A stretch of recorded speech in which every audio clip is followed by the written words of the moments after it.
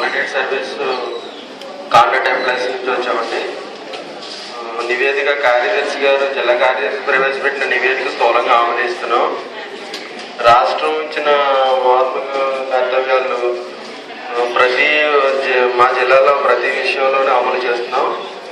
అలాగే 2021 సార్వత్రిక సభలో పాల్గొన్నాం. అదే సొంత జిల్లాలో ట్రాన్స్ఫర్స్ గురించి ప్రత్యేకంగా దాని గురించి తీసుకుని ట్రాన్స్ఫర్ చేసుకున్నాం. అదే విజయవాడలో ఒక ఉద్యోగిని సస్పెండ్ చేస్తే ఆ ఉద్యోగికి అక్కడ ఏమి చేయకపోతే మన సొంత జిల్లా ఇక్కడ జిల్లాలో ధర్నా చేయడం వల్ల మిగతా జిల్లాల వాళ్ళు అందరూ ఇన్స్పైర్ అయ్యి అక్కడ జిల్లాల వాళ్ళు అక్కడ కంపెనీ మీద గట్టి నిర్ణయాలు తీసుకున్నారు. అదే కమిటీ ఫంక్షన్ అంటే కొన్ని మాకు డ్యూటీలు ఇచ్చా 12 గంటల 12 అవర్స్ డ్యూటీ ఉండడం వల్ల అది కమిటీ మీటింగ్లకి అటెండ్ కాలేకపోతున్నాం. కానీ మీటింగ్లకి రాలేకపోవడం కొద్ది లోపాలు తలెత్తున్నాయి. అది 20-25 మందే వస్తున్నాం. ఇప్పుడు నిర్ణయాలు కింది స్థాయిలో బాగా తీసుకెళ్లి మా లోపాలను సరి చేసుకుంటాం. ఈ అవకాశం ఇచ్చిన ప్రజలందరికీ నమస్కారం తెలియజేసుకుంటాం. మండల కేంద్రాలు సిఐటి కార్యాలయాలు ఏర్పాటు అనేది అన్ని మండలాలు ఉన్నాయో లేదో మాకు తెలియదు. లేని వాళ్ళు ప్రతి మండలంలో కూడా పంచాయతీ ఆఫీసులు ఉన్నాయి.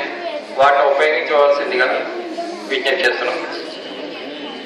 వర్కింగ్ మూమెంట్ ఇది మేము మా జిల్లా మీటింగ్లో మాట్లాడి అనౌన్స్ చేయగలం.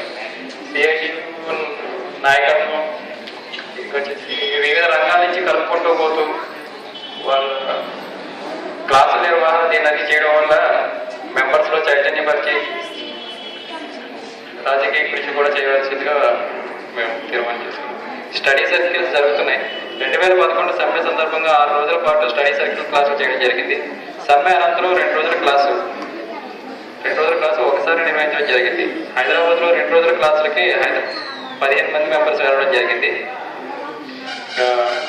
కార్మిక లోకం వచ్చి 34 బుక్స్, ఎంప్లాయీస్ వాయిస్ వచ్చి 34 బుక్స్, మార్కిస్ట్ వచ్చి 5 బుక్స్ మేము తీసుకోవడం జరుగుతుందండి.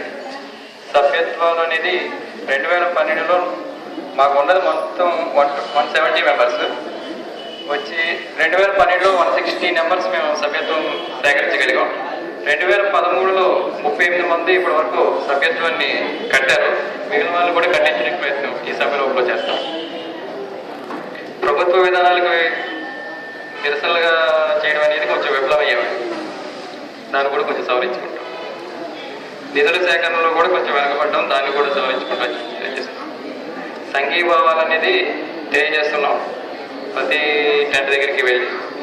ఇందులోనే యానవర్ ఏజెన్సీ కార్మికులకు సంఘీభావ నిధులు అనేది మేము అనుకున్న మొత్తంలో కాకపోయినా కొద్ది మొత్తంలో 2000 రూపాయల వరకు మా యూనియన్ తరఫు నుంచి సాయం చేయడం జరిగిందండి. Thank you.